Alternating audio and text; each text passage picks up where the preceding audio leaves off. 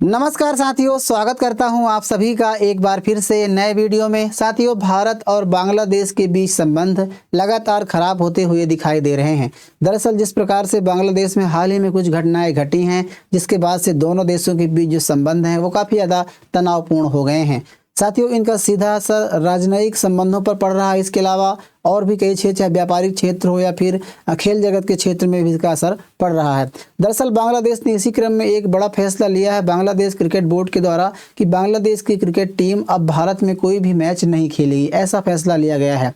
दरअसल ये फैसला उस फैसले के बाद आया है जब भारतीय क्रिकेट कंट्रोल बोर्ड यानी कि बीसीसीआई के द्वारा इससे पहले बांग्लादेश के खिलाड़ी को जो आईपीएल में खेलने के लिए उसकी नीलामी हुई थी, उसको बोली लगाई गई थी, उसकी नीलामी को रद्द कर दी गई, यानी कि उसको रिटेन कर दिया गया था। उसके बाद से बांग्लादेश क्रिकेट बोर्ड के द्वारा ये फैसला लिया गया है। दरअसल ये विवाद क्या है, इसके बारे में हम विस्तार से चर्चा करेंगे, लेकिन आपको बता दें कि अब ऐसा लग रहा है कि बांग्लादेश भी पाकिस्तान की राह पर चल पड़ा है। जिस प्रकार से पाकिस्तान के खिलाड़ी भारत में और भारत के खिलाड़ी पाकिस्तान में खेलने नहीं जाते हैं, ना ही दोनों देशों के बीच कोई बायलैटरल सीरीज होती है, तो क्या ठीक उसी प्रकार से आने वाले समय में भारत और बांग्लादेश के बीच भी संबंध इस प्रकार से हो जाएंगे? इन सभी मुद्दों पर हम चर्चा करेंगे। इसके अलावा इसको राजनीति के तौर पर भी देखा जा रहा है कि इस प्रकार से राजनीति भी की जा रही है। इन सभी संभावनाओं पर आज हम बात करने वाले हैं। साथियों, आप खबरों में देख सकते हैं इस विवाद को लेकर के भारत के साथ साथ अंतर्राष्ट्रीय स्तर की कई समाचार एजेंसियों में कई प्रकार के आर्टिकल्स इस पर प्रकाशित किए जा रहे हैं। दरअसल आप सभी जानते हैं कि बांग्लादेश में अभी मोहम्मद यूनुस की अंतरिम गवर्नमेंट की सरकार है और आने वाले समय में वहां पर चुनाव कराने की घोषणा की गई है। साथियों, चुनाव कराने की घोषणा करने के कुछ ही समय बाद वहां पर एक नेता की हत्या कर दी जाती है, जिसका आरोप सीधे सीधे कहीं ना कहीं डायरेक्ट रूप से या इनडायरेक्ट रूप से भारत के ऊपर लगाया जाता है।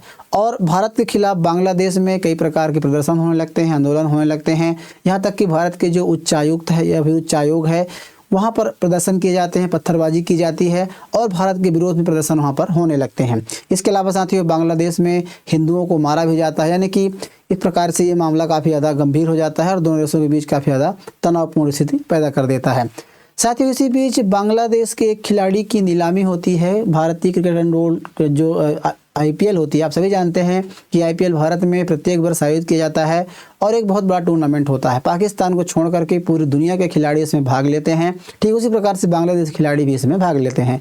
इसमें बांग्लादेश खिलाड़ी की नीलामी की गई थी और कोलकाता नाइट राइडर्स के द्वारा मुस्तफिजुर रहमान नाम के खिलाड़ी हैं जो 30 वर्षीय हैं, बाएं हाथ के तेज गेंदबाज हैं। बॉलर को उन्होंने 9.20 करोड़ रुपए में खरीदा था। हालांकि इसके लिए चेन्नई सुपर किंग्स ने भी बोली लगाई थी, इसके अलावा दिल्ली कैपिटल्स ने भी बोली लगाई थी, लेकिन जो बिट है वो आखिरकार कोलकाता नाइट राइडर्स जीत लेती है। साथ ही कोलकाता नाइट राइडर्स वही है जिसके जो ऑनर है, यानी कि जो जिसकी टीम है कोलकाता के है, कोलकाता KKR है।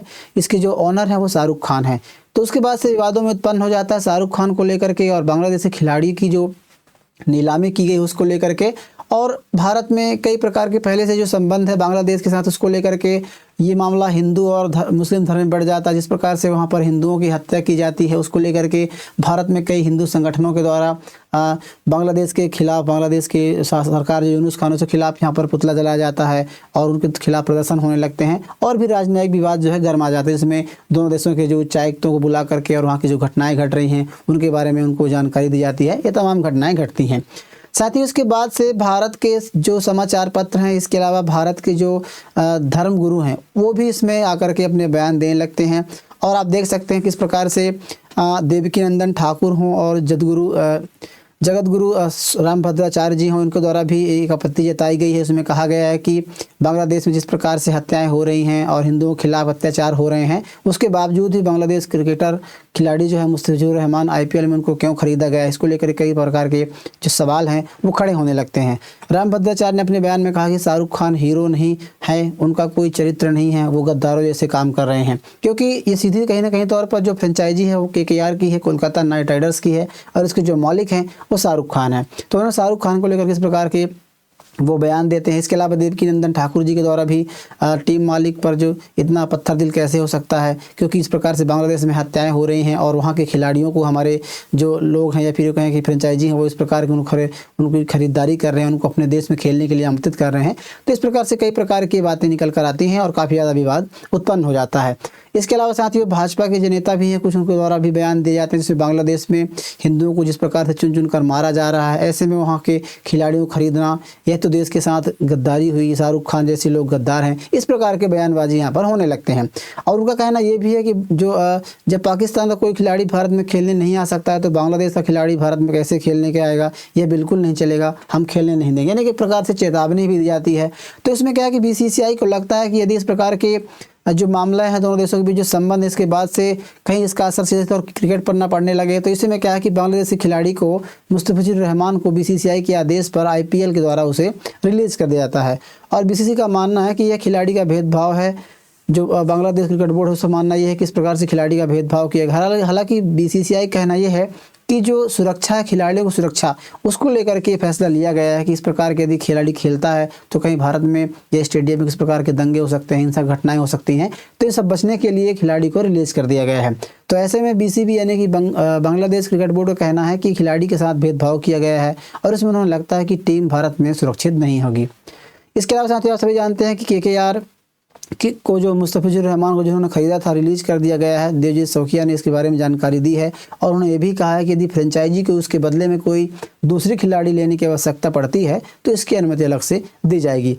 उसके बाद ये विवाद और गर्म हो जाता है साथियों, और उसके बाद बांग्लादेश के द्वारा भी ये फैसला लिया गया है। यहाँ तक की खबर ये भी आ रही थी कि जब ये फैसला बीसीसीआई के द्वारा लिया गया था उसके बाद से बांग्लादेश में कई प्रकार की खबरें चल रही थी, जिसमें कहा जा रहा था कि आईपीएल की ब्रॉडकास्टिंग भी वहाँ पर नहीं की जाएगी, उस पर रोक लगा दी जाएगी। लेकिन साथियों ये तो जो आईपीएल है ये घरेलू मामला है, यानी कि भारत का एक डोमेस्टिक टूर्नामेंट है, एक लीग है। लेकिन इसी जस्ट बाद साथियों 2026 का जो टूर्नामेंट है T20 वर्ल्ड कप, पुरुष का T20 वर्ल्ड कप है, उसकी मेज़बानी भारत और श्रीलंका कर रहे हैं। उसके लेकर के विवाद उत्पन्न हो गया है। दरअसल आईपीएल का ये विवाद अब T20 वर्ल्ड कप पर जाकर के रुका है और वहाँ पर ये बातें चल रही हैं। दरअसल क्या है कि भारत और श्रीलंका इसकी मेज़बानी कर रहे हैं 2026 में, और इसके अनुसार जो पहला मैच है बांग्लादेश का वो 7 फरवरी को कोलकाता में खेला जाएगा। इसके बाद ये फैसला जब आया है उसके बाद जो आप यहाँ पर शेड्यूल देख सकते हैं कि वेस्ट इंडीज़ 7 फरवरी को पहला मैच खेलेगा ईडन गार्डन्स में, इसके बाद इटली के साथ 9 फरवरी को मैच खेलेगा ईडन गार्डन में, इसके बाद इंग्लैंड के साथ 14 फरवरी को। इस प्रकार से बांग्लादेश के जो मैच हैं वो टोटल मिलाकर के भारत में हैं, मुंबई और कोलकाता में हैं। तो ऐसे में बांग्लादेश ने कहा है कि भारत में बांग्लादेश के जो प्लेयर्स हैं उनकी सुरक्षा को देखते हुए बोर्ड ने फैसला लिया है सरकार के सलाह लेने के बाद। यानी कि आप देख सकते हैं यहाँ पर सीधा कहा जा रहा है कि सरकार से सलाह, सरकार वर्तमान में कौन है, अंतरिम सरकार है यूनुस खान की, उसके बाद ये फैसला लिया गया है कि जो टीम है वो वर्ल्ड कप के लिए भारत नहीं जाएगी। साथियों बोर्ड ने इस संबंध में इंटरनेशनल क्रिकेट काउंसिल को भी पत्र लिखा है और उसके बारे में जानकारी बताई है। दरअसल साथियों ये जो राजनयिक संबंध है कहीं न कहीं क्रिकेट पर अभावी होते हुए दिखाई दे रहे हैं। जिस प्रकार से भारत ने अपने संबंधों को लगातार सुधारने का प्रयास किया था, जिस प्रकार से आप सभी जानते हैं कि खालिदा जिया की मृत्यु हो गई थी, उसके शोक संदेश में जिस प्रकार से भारत के विदेश मंत्री अजय शंकर प्रसाद स्वयं गए थे और जो प्रधानमंत्री का शोक संदेश उनको उनके बेटे तारिक रहमान को उन्होंने बताई थी। तो साथियों कहीं ना कहीं जो पाकिस्तान के साथ इनका ममत्व है, पाकिस्तान के साथ जो इनके संबंध हैं उनको देखते हुए इस प्रकार के फैसले उनके द्वारा लिए जा रहे हैं। अब ऐसे में साथ देखने वाली बात यह होगी दोनों देशों के जो राजनयिक संबंध है क्या वही बस खराब होते हैं या इसके अलावा क्रिकेट तक सीमित नहीं होता है, राजनीतिक और सामाजिक जो तनाव है भी इस मुद्दे में काफ़ी ज़्यादा इन्वॉल्व हो सकते हैं। इसके अलावा साथ दोनों देशों के बीच जो तनाव है वो और बढ़ गया है, यह मामला उन्हें और भी प्रभावित कर सकता है। अब आने वाले समय में क्या हो सकती है, तो इसमें क्या होगा कि जो खिलाड़ियों की भावनाएं हैं, खिलाड़ियों की जैसे किस प्रकार से जो बांग्लादेश के खिलाड़ी हैं भारत में आकर के खेलते हैं, ठीक उसी प्रकार से भारत के खिलाड़ी बांग्लादेश के खिलाड़ियों का भी सम्मान करते हैं। तो कहीं ना कहीं इस प्रकार के दोनों देशों के खिलाड़ियों के बीच एक मनोबल है वो कहीं कम होगा और मैच के प्रति जो प्रतिस्पर्धा होती है, कंपटीशन होती है, उस पर एक बुरा असर पड़ेगा। इसके अलावा साथियों आपको बता दें कि अगर बांग्लादेश की टीम भारत खेलने नहीं आती है तो भारत पर इसका क्या असर पड़ेगा। तो वैसे भारत पर इसका कोई डायरेक्ट असर पड़ने वाला नहीं है, क्योंकि साथियों T20 वर्ल्ड कप की मेज़बानी भारत कर रहा है, भारत और श्रीलंका को मिली है। तो इसका असर ये पड़ सकता है कि बांग्लादेश की जो टीम है वो भारत न आकर के श्रीलंका में अपने जैसे न्यूट्रल वेन्यू में मैच करा सकती है और वहाँ पर खेल सकती है। इसके अलावा दोनों देशों की जो कार्यक्रम है मैच के जो उनको बदला जा सकता है। हालांकि इसमें आईसीसी का भी हस्तक्षेप हो सकता है, आईसीसी कोई फैसला ले सकता है, ये देखने वाली बात होगी। लेकिन कहीं ना कहीं एक तौर पर दोनों देशों के बीच एक कूटनीतिक जो संबंध है वो कहीं ना कहीं बिगड़ता हुआ दिखाई दे रहा है। अब साथियों, ऐसे में भारत और बांग्लादेश के बीच संबंधों को सुधारने की बजाय लगातार खराब करने का प्रयास किया जा रहा है। और ऐसे में बांग्लादेश का क्या जो कदम है या फिर भारत का जो कदम है कितना हद तक सही, इसके बारे में आप हमें बताइएगा। बहरहाल ये जानकारी आपको कैसी लगी इसके बारे में हमें कमेंट बॉक्स ज़रूर बताइए।